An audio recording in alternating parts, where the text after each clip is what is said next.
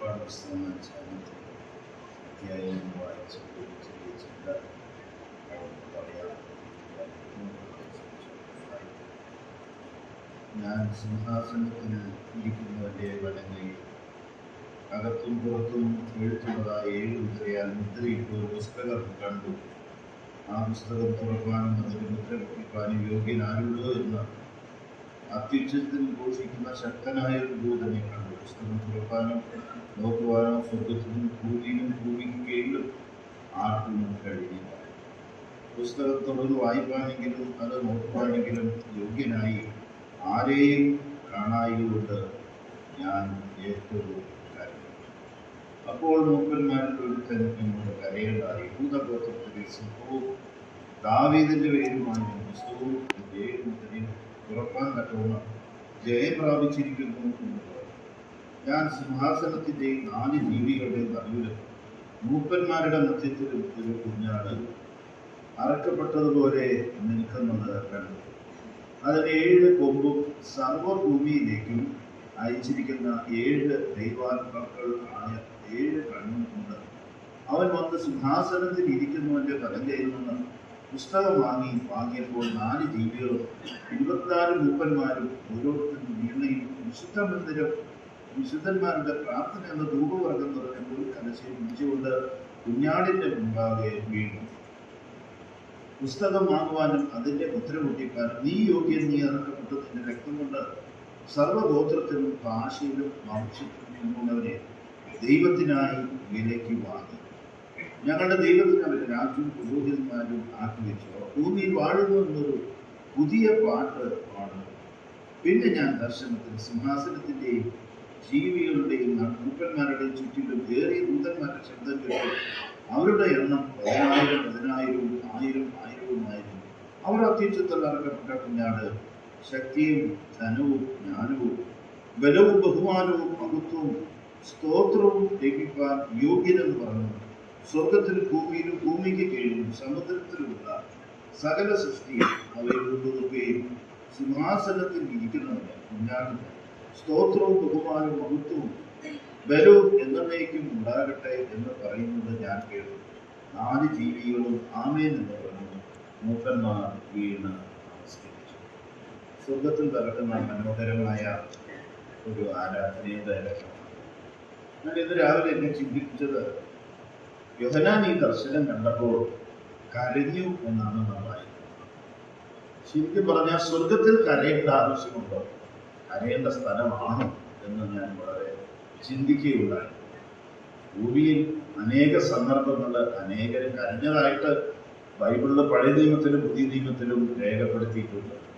എന്നാൽ ഇവിടെ യോഹന്നാൻ കരയുകയാണ്. ഒരു കാര്യം അറിഞ്ഞപ്പോൾ മനസ്സിലാക്കിയപ്പോൾ കരയുന്ന ഒരു യോഹന്നാൻ. നമുക്കറിയാം, നമ്മുടെ കർത്താവ് കരഞ്ഞു. ഒന്നാമത് കർത്താവ് കരഞ്ഞത് ആ ലാസറിന്റെ കല്ലറയ്ക്കൽ അതിന്റെ തൊട്ടടുത്ത് നിന്ന് കരയുകയാണ്. കരയുന്നവരോട് കൂടെ കരയുന്ന ഒരു കർത്താവിന് മാത്രമല്ല, ആ ലാസറിന്റെ അവസ്ഥ, അവർ ആ സ്നേഹം നിമിത്തമുള്ള ആ കാര്യങ്ങൾ ഓർത്താണ് കർത്താവ് കരഞ്ഞത്. കർത്താവ് അവിടെ മാത്രമല്ല കരഞ്ഞത്, യെരുശലേമിനെ നോക്കി കരഞ്ഞതായിട്ട് ലൂക്കോസിന്റെ സുവിശേഷത്തിൽ വായിക്കുന്നുണ്ട്.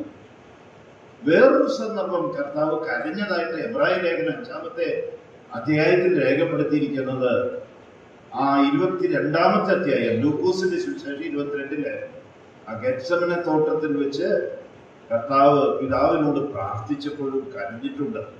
അതിന്റെ തെളിവ് എബ്രായ ലേഖനത്തിൽ ഉറച്ച നിലവിളിയോടും കണ്ണുനീരോടും കൂടെ അപേക്ഷയും അഭയ യാചനയും കഴിച്ചു എന്ന് ആ എബ്രായ ലേഖനം 5-ാമത്തെ അധ്യായത്തിലും നാം കാണും. അങ്ങനെ 2-3 സ്ഥലങ്ങളിൽ കർത്താവ് കരഞ്ഞതായിട്ട് നാം കാണുകയാണ്. എന്നെ വളരെ ചിന്തിപ്പിച്ച ഒരു കാര്യം, നമുക്ക് വേണ്ടി കരയുന്ന ഒരു കർത്താവ്. നമ്മെ രക്ഷിച്ചു എന്നുള്ളത് ശരിയാണ്, നമ്മെ വീണ്ടെടുത്തു. നാം ആ സങ്കീർത്തനത്തിൽ ഇപ്പോൾ അതാണ് വായിച്ചത്. ആർക്കും കൊടുക്കുവാൻ കഴിയാത്ത വീണ്ടെടുപ്പിന്റെ ആ വില കൊടുത്ത് നമ്മെ വിലയ്ക്ക് വാങ്ങി. നമ്മെ ഈ വെളിപ്പാട് പുസ്തകം 5-ാമത്തെ അധ്യായത്തില് ആ അറുക്കപ്പെട്ട കുഞ്ഞാട് ആ രക്തം കൊണ്ട് നമ്മെ ഓരോരുത്തരെയും വിലയ്ക്ക് വാങ്ങി. ചെറിയ വിലയല്ല ദൈവം കൊടുത്തത്.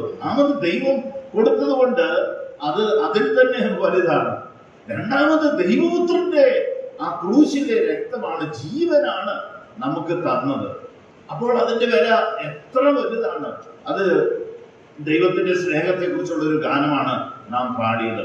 ദൈവത്തിന്റെ സ്നേഹവും ദൈവം കൊടുത്ത വിലയൊന്നും നമ്മുടെ ബുദ്ധിയില്, ഈ മനുഷ്യബുദ്ധിയിൽ ഒതുങ്ങുന്നതല്ല.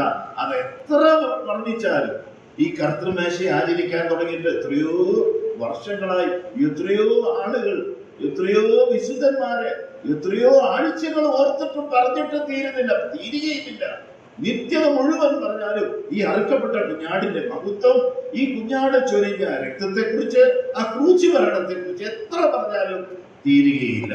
അത്ര അധികമുണ്ട് പ്രിയമുള്ളവരെ. അത്ര വലിയ വിലയാണ് കർത്താവ് നമുക്ക് വേണ്ടി കൊടുത്ത് നമ്മെ വിലയ്ക്ക് വാങ്ങി നമ്മെ വിലയേറിയവരാക്കി തീർത്തത്. നമുക്ക് ചിലപ്പോൾ നാം തമ്മിൽ കാണുമ്പോൾ വലിയ വിലയൊന്നും തോന്നില്ല. എന്നാൽ കർത്താവ് നമ്മെ, പിതാവ് പുത്രനിലൂടെ എന്നെയും നിങ്ങളെയും കാണുമ്പോൾ നമ്മുടെ വില വളരെ വലുതാണ്. കർത്താവ് പിതാവ് നമ്മെ വളരെ വിലയുള്ളവരായിട്ടാണ് കാണുന്നത്. പുത്രനും അങ്ങനെ തന്നെയാണ്. അപ്പോൾ വളരെ വിലപ്പെട്ട ആ നിലയിലേക്ക് ദൈവം നമ്മെ ഉയർത്തി. അപ്പോൾ ഈ കരയുന്ന കാര്യം പറയുമ്പോൾ ഇവിടെ നാം വായിക്കുന്നത് ഈ യോഹന്നാൻ കരഞ്ഞു. അപ്പോൾ സ്വർഗത്തിന്റെ ആ ആശ, അവിടെ ആ ദൂതൻ പറയാണ്, അപ്പോൾ മൂപ്പന്മാരിൽ ഒരുത്തൻ എന്നോട് കരയണ്ട, യഹൂദ ഗോത്രത്തിന്റെ സിംഹവും ദാവീദിന്റെ വേരുമായവൻ പുസ്തകവും അതിന്റെ 7 മുദ്രയും പൊട്ടിപ്പാൻ തക്കവണ്ണം ജയം പ്രാപിച്ചിരിക്കുന്നു. ജയം പ്രാപിച്ച ഒരു കർത്താവ്.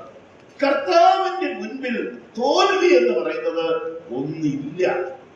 കരഞ്ഞാലും കൊള്ളാം, കരഞ്ഞില്ലേലും കൊള്ളാം. ആര് കരഞ്ഞാലും കൊള്ളാം, കരഞ്ഞില്ലേലും കൊള്ളാം. കർത്താവ് എപ്പോഴും, കർത്താവിന്റെ പക്കൽ ജയമാണ്. യേശു ക്രിസ്തു ലോകത്തെ ജയിച്ചവൻ, അല്ലേ?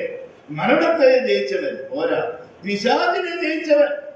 ആ ജയത്തോടുകൂടെ നമുക്കും കർത്താവ് വലിയ ജയം തന്നിരിക്കുകയാണ്. നമ്മെ വീണ്ടെടുത്തു, നമ്മെ വിളിച്ചു, നമ്മെ വേർതിരിച്ചു, നമ്മെ തന്റെ മക്കളാക്കി തീർത്തു.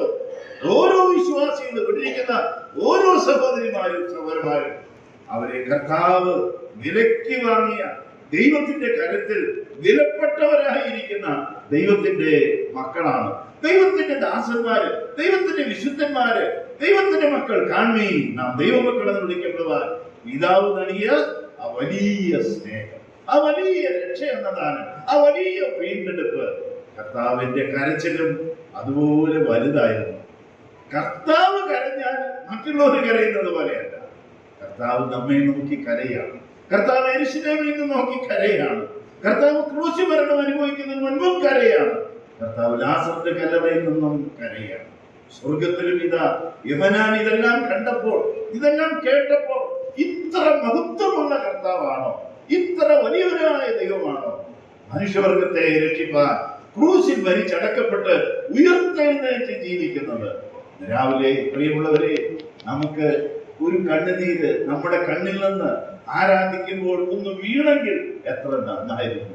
നമ്മുടെ ആ ഹൃദയം ഈ കർത്താവ്, ആ കർത്താവിന്റെ മുന്നിൽ ആ യോഹന്നാനെ പോലെ ഒന്ന് കരയാനിടയായാൽ എത്ര നന്നായിരുന്നു. ആ കണ്ണുനീര് തുരുത്തിയിൽ ആക്കി വെക്കുന്ന ആ കർത്താവ്, ആ മറിയയുടെ കണ്ണുനീരിനെ വളരെ വിലപിച്ച ഒരു കർത്താവ്. ആ കണ്ണുനീരാണ് ആ കാല് നനച്ച് തുടച്ചത്. അത്ര യോഗ്യനാണ് നമ്മുടെ കർത്താവ്. ഇന്ന് രാവിലെ ഈ കർത്താവിന്റെ മുറിവുകളെ ഓർക്കാം, അവന്റെ മരണത്തെ പ്രസ്താവിക്കാം, അവനെ ഓർക്കാം, ആ കർത്താവിന്റെ മഹത്വവും വലിപ്പവും ഓർക്കാം. എന്നിട്ട് പറയാം, അറുക്കപ്പെട്ട കുഞ്ഞാടെ, അങ്ങ് ശക്തിയും ധനവും സ്തുതിയും സ്തോത്രവും സ്വീകരിപ്പാൻ യോഗ്യനാകിയാൽ രാവിലെ ഞങ്ങൾ അങ്ങയെ സ്തുതിക്കുന്നു, അടിയനിതാങ്ങെ ആരാധിക്കുന്നു, അങ്ങയുടെ കാൽക്കൽ വീഴുന്നു, അങ്ങയുടെ പാദം ചുംബിക്കുന്നു എന്ന് പറയാം. കർത്താവിന്റെ നാമം ഇന്നും എന്നേക്കും വാഴ്ത്തപ്പെടുമാറാകട്ടെ.